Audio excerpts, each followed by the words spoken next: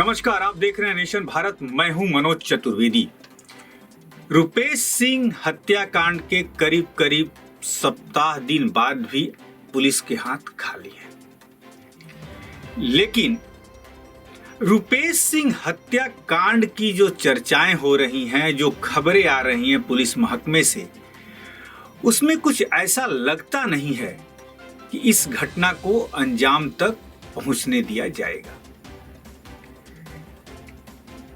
कहने का मतलब यह है कि रुपेश सिंह वो नाम था जो पटना एयरपोर्ट पर आपकी किसी भी समस्या का हल यदि चाहिए, कोई भी परेशानी आपको होती है, रुपेश सिंह अपने एक कॉल से उसे सुलझा देते थे। चाहे वो कितने बड़े वीआईपी की समस्या हो या किसी तरीके की समस्या हो, रुपेश सिंह अपने एक कॉल से उसे सुलझा देते थे।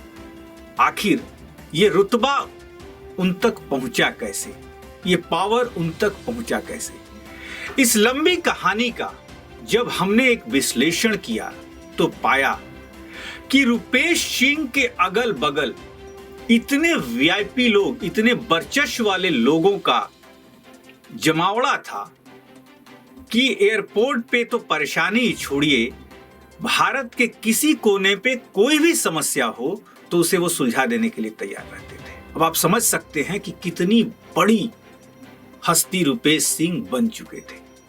जी हां, हम आपको आज दो बिंदुओं से इसे क्लियर कर देते हैं। मुख्यमंत्री का वो झल्लाहट, डीजीपी का बयान, इसके जो एसआईटी के प्रमुख बनाए गए हैं विनय तिवारी, वही विनय तिवारी जो सुशांत सिंह हत्याकांड में मुंबई तक गए थे, जिन्हें क्वारंटाइन कर दिया गया था, वही इसके भी मुखिया हैं एसआईटी के।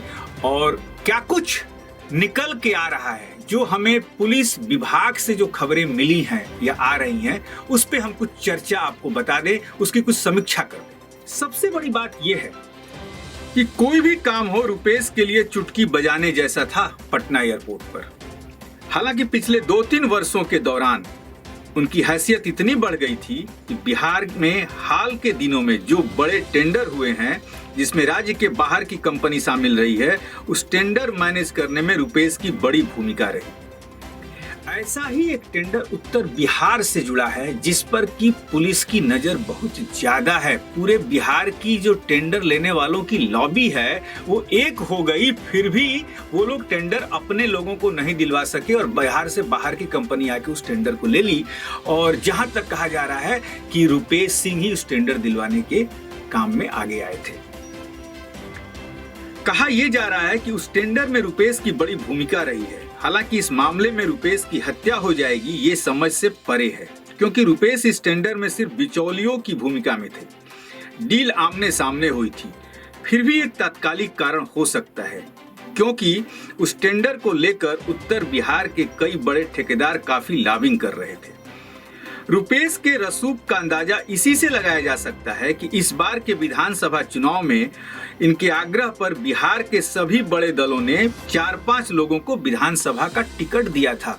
अब आप समझ लीजिए कि रुपेश के कहने पे आखिर कौन कौन सी पार्टी के नेताओं ने इनके कहने पर उनके लोगों को टिकट दिया था जो कि चुनाव लड़े। ये भी एक पुलिस के लिए जांच का विषय है। दूसरे पॉइंट पर हम आते हैं। हालांकि रुपेश को जानने वालों का यह भी कहना है, जो बात अब सामने आ रही है, हालांकि रुपेश के जानने वालों का यह भी कहना है कि रुपेश की सबसे बड़ी कमजोर कड़ी लड़कियां थी। जी हां, जो कि हमने अपने समीक्षा में कुछ लोगों से बात करके जो तैयार की है, सबसे बड़ी कड़ी जो है वो लड़कियां थी रुपेश के लिए।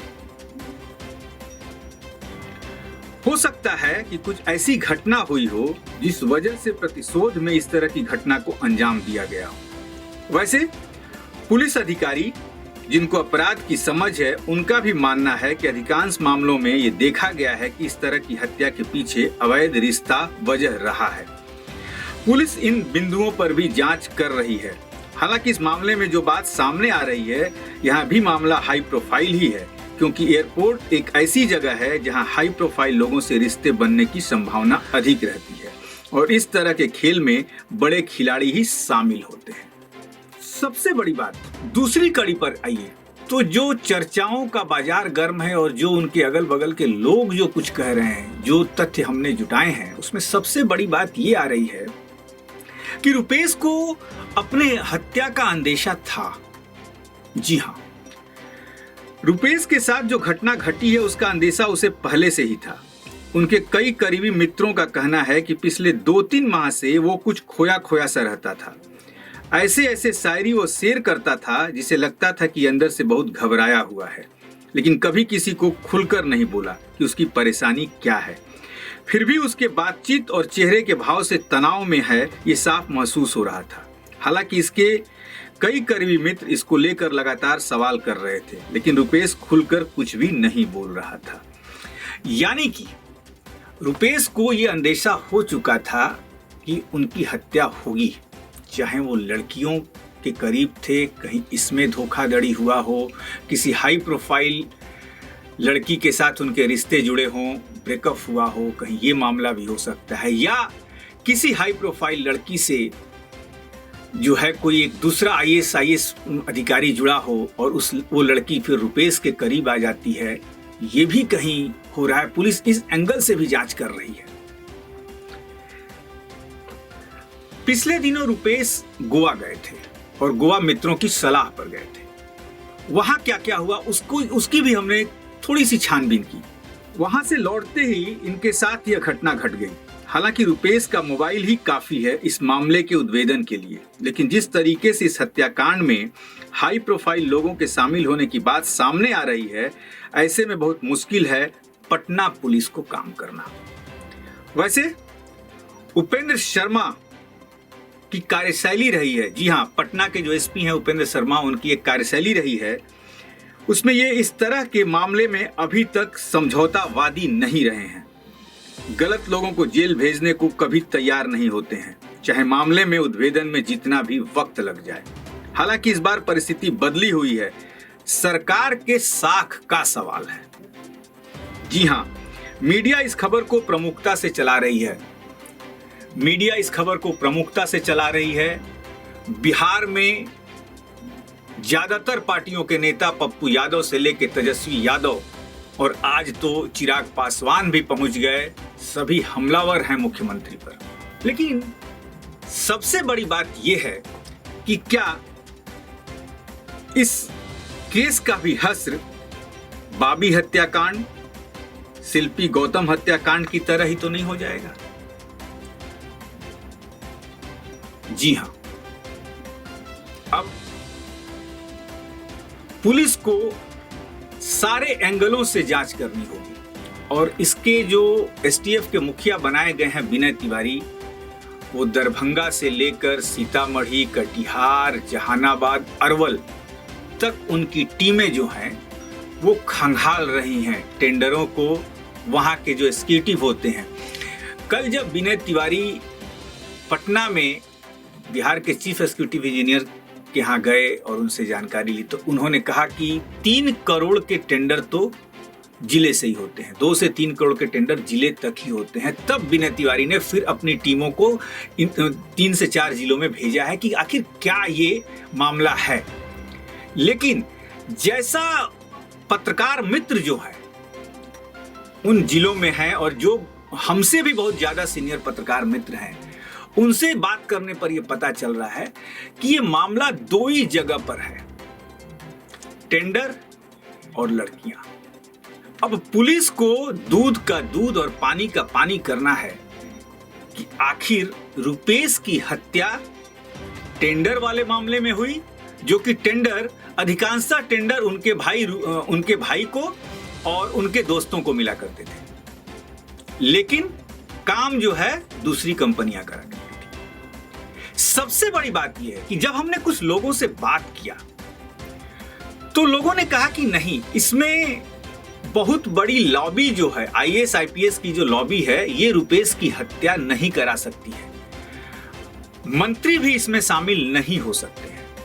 जब हमने उनसे इसके कारण पर चर्चा किया तो उन्होंने कहा कि रुपेश के पीछे करीब करीब ऐसे लोगों का 300 करोड़ रुपए का इन्वेस्टमेंट था। अब आप समझ सकते हैं कि एक पटना के इंडिगो का मैनेजर, पटना स्टेशन का, उसके पीछे बड़े बड़े लोग अपने काले धन को इन्वेस्ट करते थे। एक दूसरी बात भी और जो सामने आ रही है, गोल्ड की।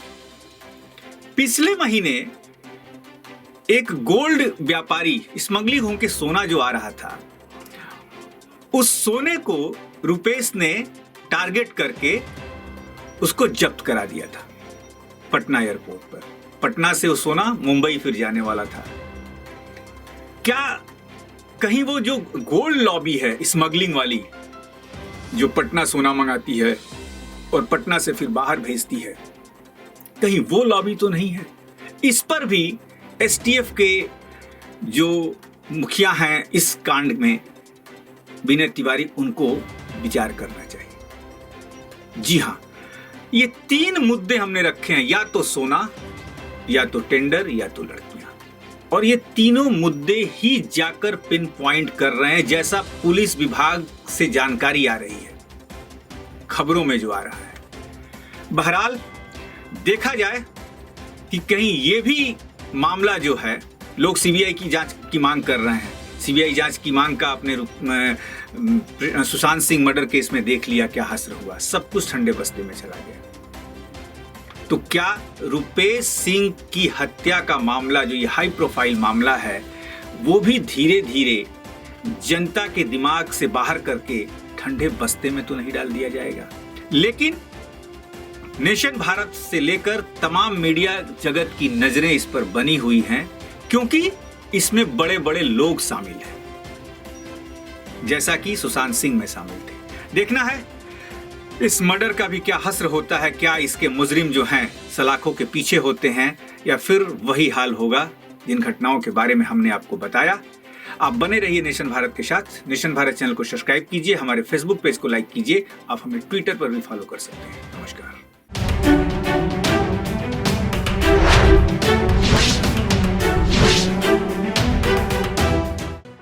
लेटेस्ट खबरों से जुड़े रहने के लिए हमारे चैनल नेशन भारत को सब्सक्राइब करें और बेल आइकन को दबाएं ताकि कोई खबर छूट न पाए।